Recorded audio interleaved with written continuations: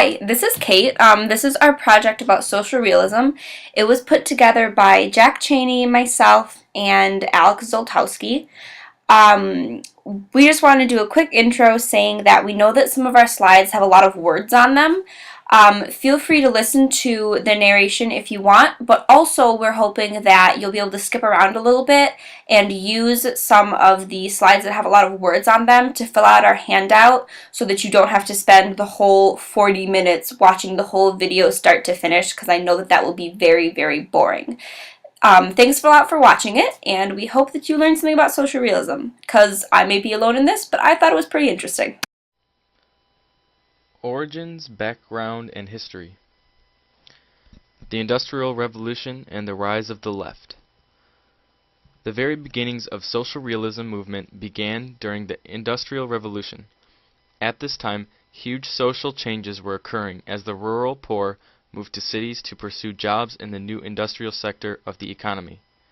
These workers lived in tenement housing, worked grueling hours, 7 days a week for almost no money, and were constantly abused by the management and owners of the factories in which they labored.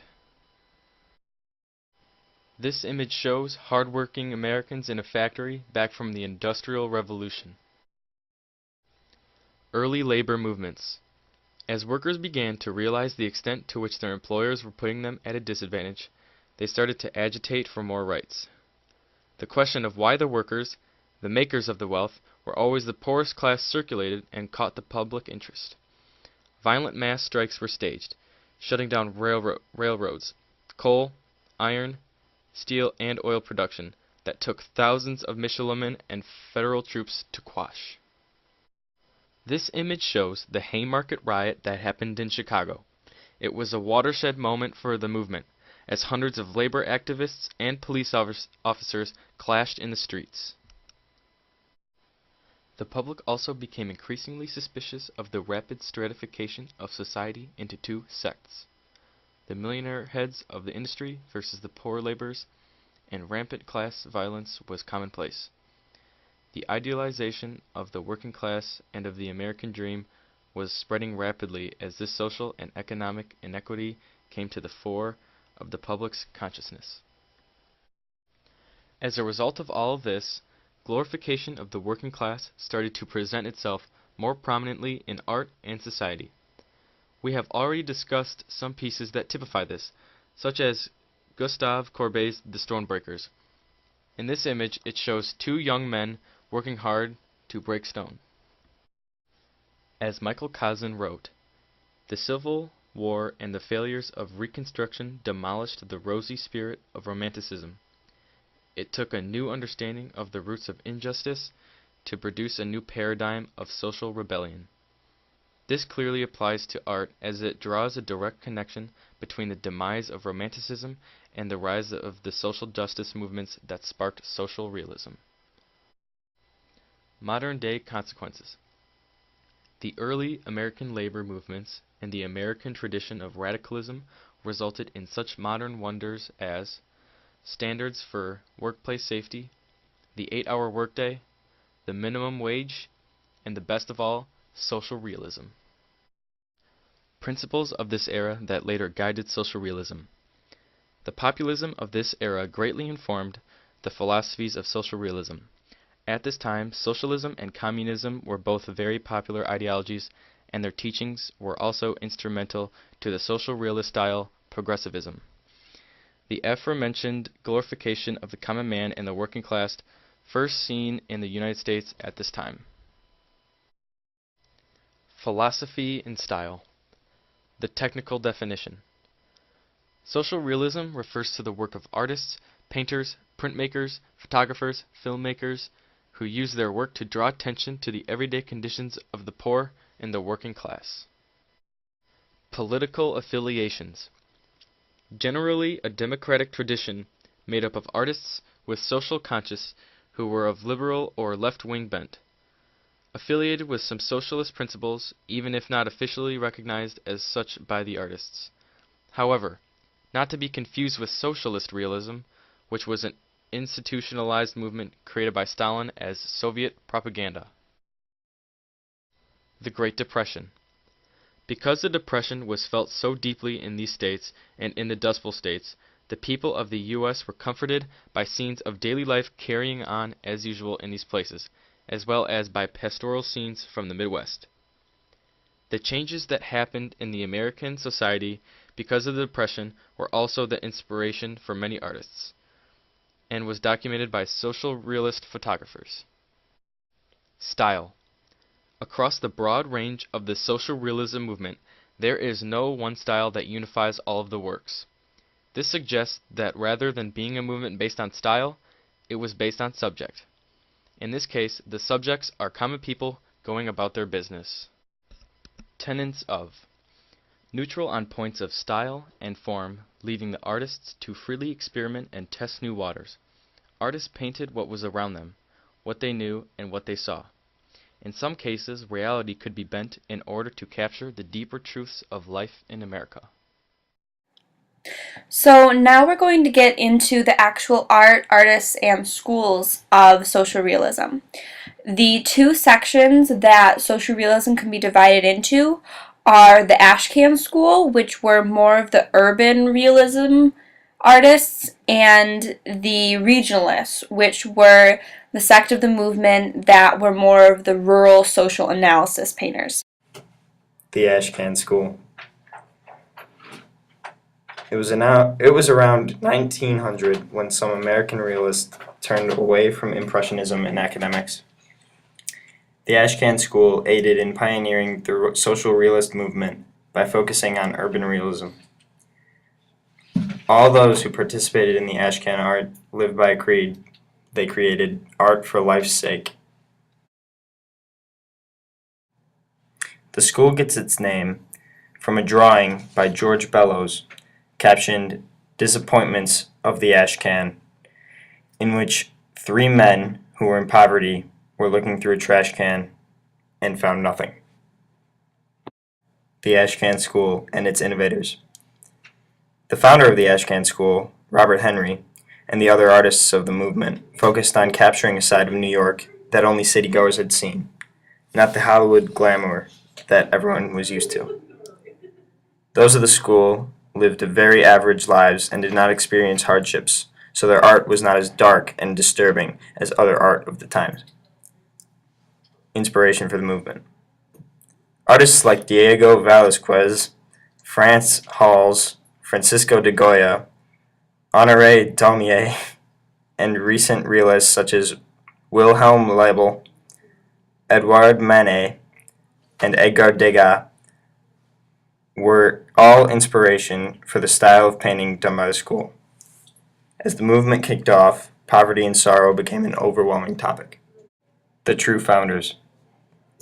Artists like John Sloan, Robert Henry, George Bellows, and George Luke introduced social realism to the world. The Great Depression and the New Deal sparked an interest in the socio-political commentary. Reginald Marsh, though not affiliated with the school, continued the movement after the artists stopped. Pictured are self-portraits from the four main artists as part of the Ashcan School: John Sloan, Robert Henry, George Bellows, and George Luke. So now that we've talked about the Ashcan School, we're going to talk about the regionalists, who are the creators of very quintessentially American art and who were a much larger group as a whole and in terms of the number of works they produced for the most part. So this is a quote that I found from Grant Wood, who is arguably the most important artist of this movement, and I felt that it really summed up exactly what regionalism was about. It said, "I found the answers about what I knew when I joined a school of painters in Paris after the war who called themselves neo-meditationists. They believed an artist had to wait for inspiration very quietly, and they did most of their waiting at the Dome of the Rotonde with brandy.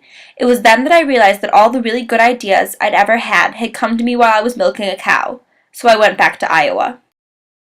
So the thing about regionalism was that it came about with the explicit purpose of opposing the avant-garde modernist art that was coming about at the time.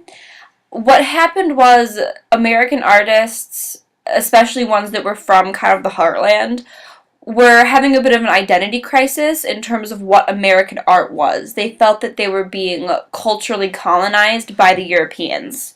So, because of this, they wanted to create art that wouldn't be just European or wouldn't be trying to mimic the Europeans, but would instead be just American. So the way that Grant Wood liked to refer to the movement, which was kind of his baby, was the American dream by the American dreamers, because he didn't want their movement to be defined by any, pretentious intellectual, to be something that he didn't want it to be. He wanted it to be something that could be connected very much to the American people and the American experience. So there was a good bit of controversy actually surrounding regionalism when it was first coming about in America, particularly with art elites. It was because the regionalists had a strange sort of rivalry with their modern art peers. So when abstract expressionism, for instance, was coming about, they were very concentrated in big cities, particularly New York, and their patrons were the wealthy art elite. So, because they disagreed with the regionalists and artists like them about what American art should be like, they could use their power in the art world to kind of denigrate American regionalists. At the same time, the American regionalists were patroned by the people, they were patroned by the federal government, and so they didn't have any power to kind of fight back. So while the American regionalists weren't very well received by the art elite, they were really well received by kind of everybody else.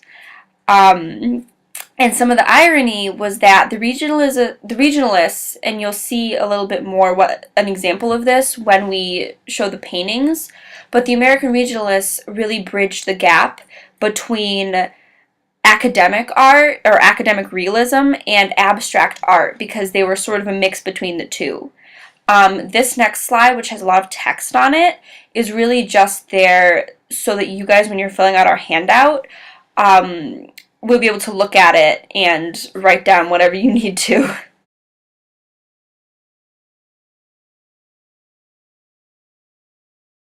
So because regionalism was so populist, it was a very natural artistic style for the artwork created under the Works Progress Administration to kind of unofficially take on. So because it became the unofficial style of the Works Progress Administration, many of the murals that were painted by artists that were hired by the WPA were by prominent regionalists or by people who were part of the regionalist tradition. And the interesting thing was that a lot of the organization done so that these paintings could be done in federal buildings and post offices and stuff like that, a lot of the organization was done by artists such as Grant Wood, who was the head of the Iowa section of the WPA's art program. So arguably the most famous and maybe the most important regionalist painter was Grant Wood, who was born in Iowa, and something that you might notice when you look at his paintings that can be interpreted as being pretty important to the kind of art that he created was that he was originally hoping to be a farmer. However, when he was 10, his dad died, and so he had to move off of his farm and to the bigger city of Cedar Rapids with his mother. And while he was there, he started to paint the land and the people around him and to really express through his art his great love for the Midwest.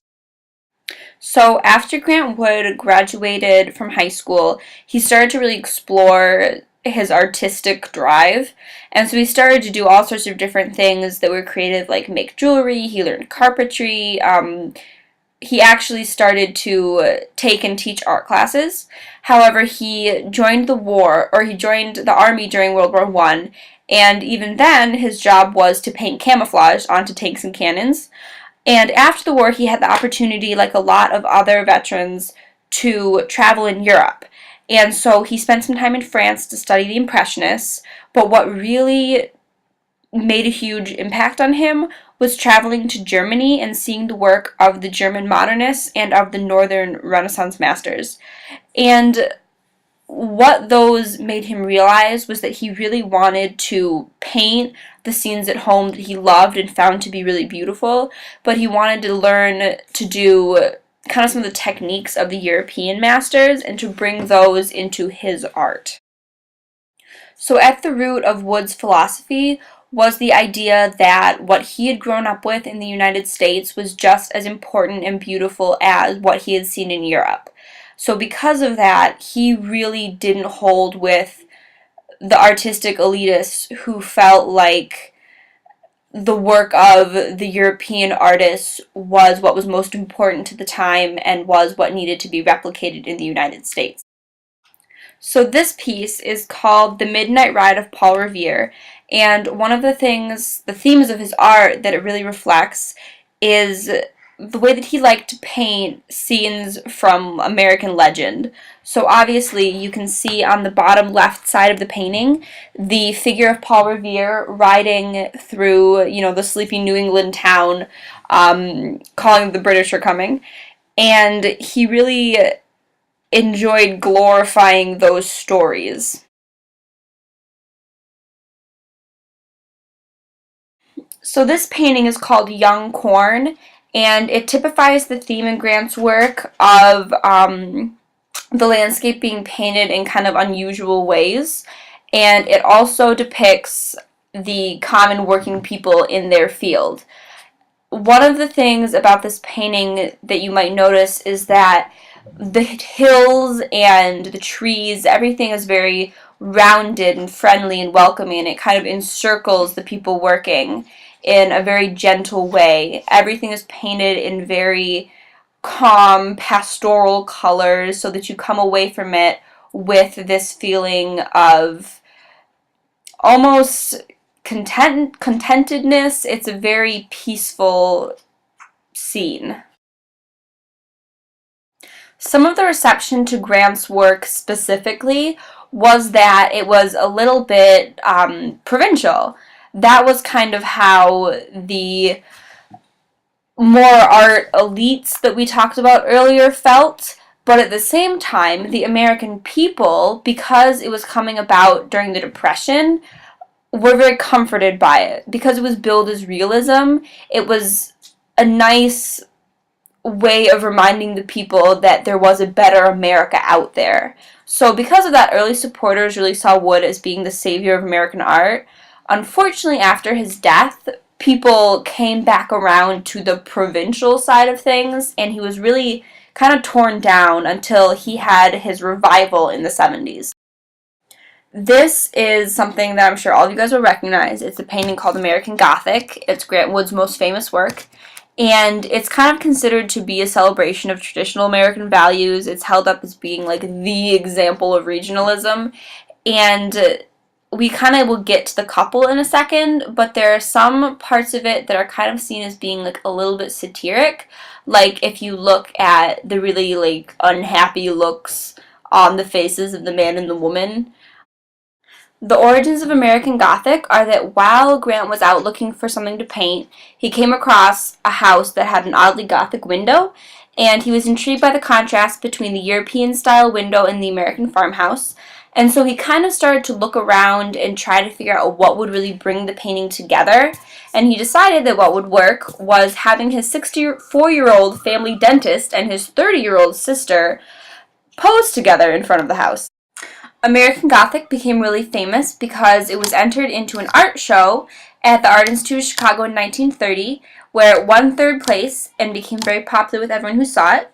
It was really successful because it was so much easier to understand than most of the modern art of the time. There were a lot of different interpretations of the couple, and because Grant very rarely spoke about how he interpreted the couple, there was a lot of debate about the nature of their relationship. Among many Iowa farmers' wives, they saw this couple as being a husband and wife, and they thought it was actually really offensive because they saw it as being very negative, the way that especially the farmer's wife looks so unhappy. And so Wood received a lot of letters of complaint from them about it. Other people, however, believed because of the obvious age difference that it was a father and his daughter, which led to speculation about whether or not the man was just a farmer holding a piece of equipment, or perhaps a preacher who was guarding his daughter from male suitors. Critics also interpret the daughter as being a spinster, with some debate centered around the meaning of the curl escaping the bun at the nape of her neck, which you might notice. Some see it as being a symbolic representation of her being sharp-tongued, while others believe that it's a sign that she was not quite as repressed as her gloomy exterior kind of, may lead us to believe she is. Thomas Hart Benton is the next artist that we're going to talk about who's a regionalist. He was born in Missouri, but he grew up in D.C. because his dad was a United States representative. And even though his father sent him to the Western Military Academy, he rebelled so that he could pursue art. After he dropped out of the Western Military Academy, Benton went on to study at the Art Institute of Chicago, and then he moved for a couple of years to study in Paris, where he met other artists such as Diego Rivera, who really influenced him. After that, he moved to New York City, and while he was there, he realized that what he really loved to do artistically was create images of people at their jobs going about their daily business. And so the early drawings that he did at that time in New York launched his career, and he became a bit of a darling of the art world. So this is one piece from his earlier days that was painted of the shipyards in New York City. And you can see that he puts a big emphasis on the working class people to the bottom right and the industrial aspects of the scene, which shows how even though he was big in the art world in New York City at the time, he still felt very connected to the common working class people. Benton became most famous for his murals, which were done a lot in government buildings, so in a couple of different state capitals, such as the one in Jefferson City, and Joplin, Kansas City, Nashville, and I'll show you a couple examples of his murals in a second. The thing about these murals was that even though he had lived in Paris and New York City, and he summered on Martha's Vineyard, these works really cemented his place among the regionalists and created the association that he has with the Midwest. This was one of his paintings that was called The Social History of the State of Missouri. It's in the Missouri State Capitol in Jefferson City, I believe. And what he liked to address in his pieces were what he considered to be the three main pillars of his work, which were the relationship between the farmers, so the common people, and the government, the relationship between common people and racism, and the relationship between common people and sexuality. Unlike Grant, he preferred to paint in a way that didn't just reflect events, but also reflected the national mood. These pieces were also kind of like social commentaries for the time in which he lived and worked. This piece is The Cultural and Industrial Progress of Indiana, and it also shows how his exposure to politics made it so that he could paint representations of the controversies of his day, as well as the needs and desires of underrepresented groups of people. He really liked to depict the fusion of historical events with those that are fictional, the fusion of the working classes with the higher ones, and some of the issues that the states faced individually, both culturally, politically, and historically. So Diego Rivera was kind of our random artist who we threw in because he's well known and he's also very important, and he counts as social realist because he truly believed in the whole spirit of what social realism in America was about. As a child, Rivera was fascinated by Jose Guadalupe Posada's illustrations, which were a cross between cartoons and standard art. He once said, "Your American engineers are your great artists, and these highways are the most beautiful things I have seen in your beautiful country. One of them and the machine will issue the style of tomorrow." Rivera created murals in the U.S. that were reflections of his fascination with American innovation. Murals in San Francisco, Detroit, and New York City are his. His mural in Detroit's Mexican town was very unpopular, depicting images of nurses giving vaccines while also showing the animals involved in making the vaccines. San Francisco. Diego Rivera's first American mural came about when a friend of his, in Paris, brought one of Rivera's paintings home as a present to the president of the San Francisco Art Commission. Although originally unenthused with the gift, the president gradually grew to love the piece and engaged Rivera to paint a mural on the wall of the California School of Fine Arts. The mural depicts the building of a modern city as well as the creation of a mural, and includes many portraits of those who aided in the creation of the mural, such as patrons, sponsors, workers, and a self-portrait for good measure. In this painting, you can see on the second from the top or the bottom part of the scaffolding, Rivera himself in the center, as well as the workers that helped him create the mural, and on the bottom right, you can see the patrons that funded the mural. Detroit. A series of frescoes that Diego Rivera personally considered to be his most successful work of all time. They include depictions of laborers working at the River Rouge plant, as well as panels symbolizing advancements in medicine and technology. It represents the unity of human actions as working for the greater good of humanity. The Rockefeller Center controversy. After seeing Rivera's works in Detroit, Nelson Rockefeller had asked Rivera to paint a mural in the Radio Corporation Arts Building in the Rockefeller Center.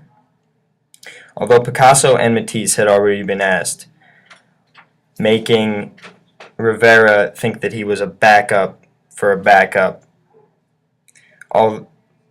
But when it was clear that he had been asked on his own merit rather than as a backup artist, he accepted. However, he chose to include a portrait of a communist leader, Lenin, among other portraits of important figures. Here you can see the original mural, and in the red box, Lenin's head, which was causing controversy. Rockefeller was concerned about offending people and asked that Lenin's face be removed, but Rivera's workers had threatened to go on strike if Diego complied. So Rivera kept Lenin's head and had his workers secretly photograph the mural. Rockefeller told Rivera his mural would be covered by a curtain until altered, but soon after it was demolished.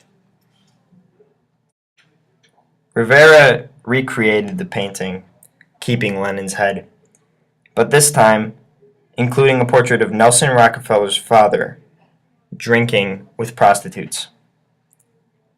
Above their head, he painted a dish with syphilis virus in it. This was ironic because Nelson Rockefeller's father was known to be a very straight-edge man. Dorothea Lange, the documentarian. Background. Born in New Jersey as Dorothea Margaretta Nutzhorn, though she eventually dropped her middle name and then took her mother's maiden name after her father abandoned her and her mother when she was 12. She also contracted polio at the age of 7, which altered her ability to walk and greatly changed the way in which she saw the world. Beginnings as an artist. She attended the New York Training School for Teachers, but decided that what she really wanted was to become a photographer. She began by attending a photography course at Columbia University and worked at a studio in New York City, later moving with her husband to San Francisco, where she set up a very successful studio of her own. She believed that the camera could teach people how to see without a camera.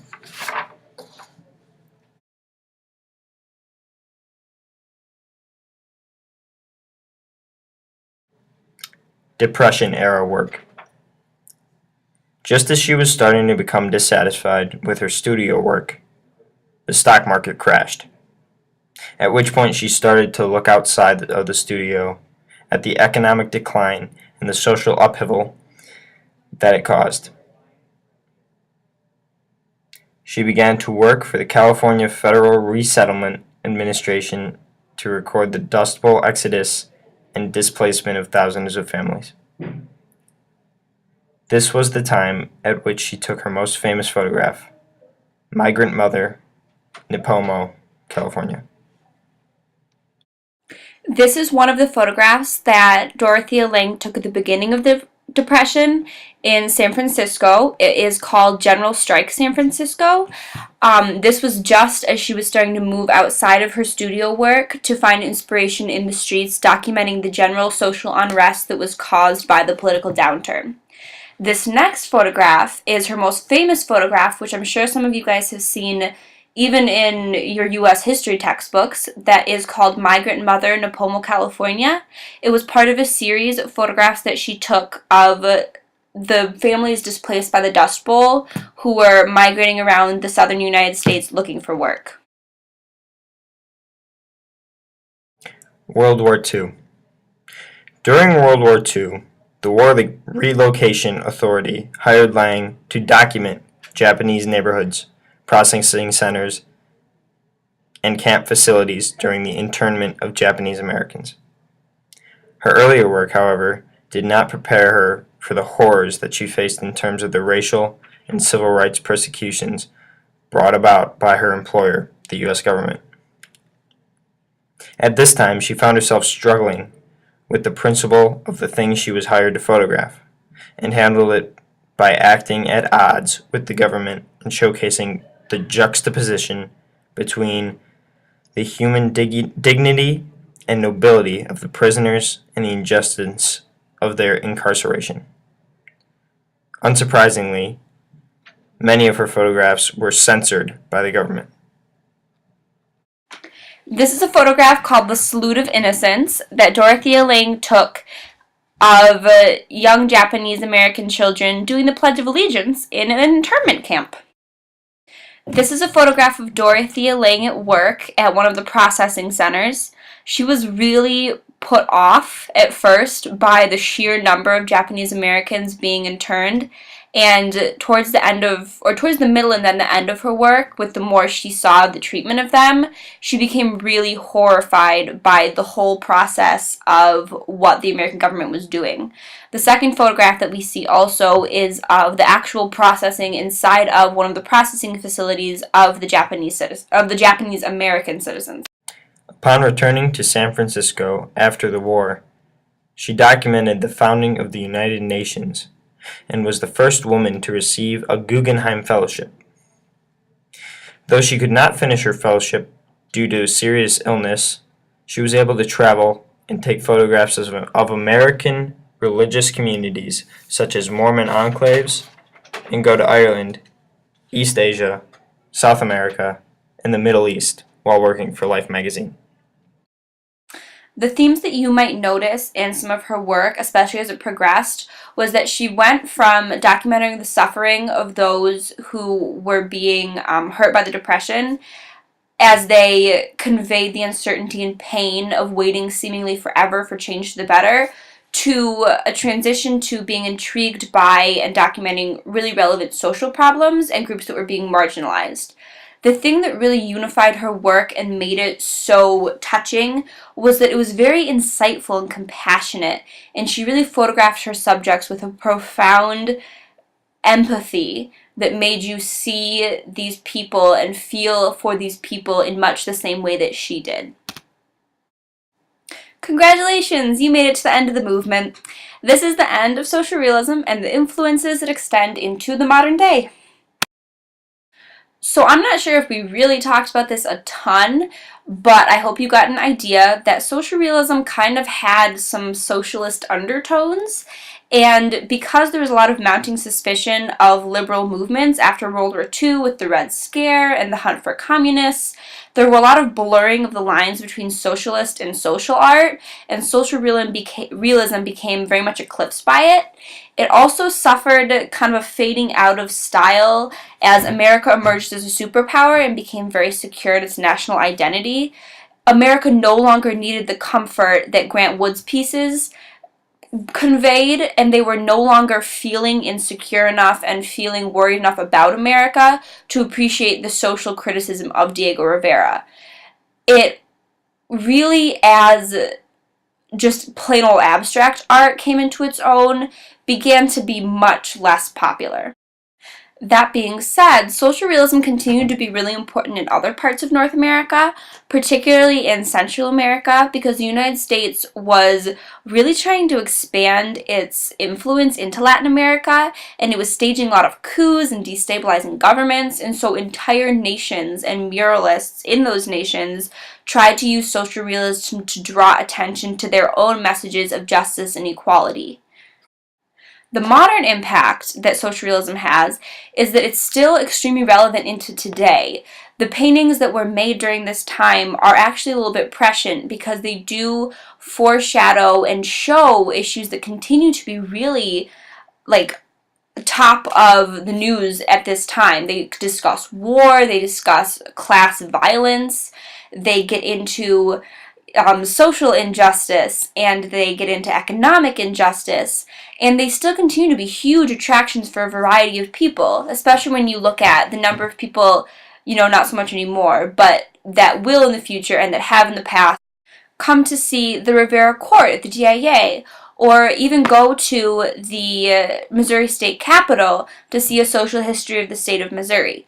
At the same time, social realism, even though it's a little bit different from the social realism we've talked about, is a really big influence in film. It still strives to represent the day-to-day lives of people, and in that way, it is still a very important influence in our own culture and shows the ways that social realism, even if we might not have realized it, has become a core part of our culture and the way that we approach art.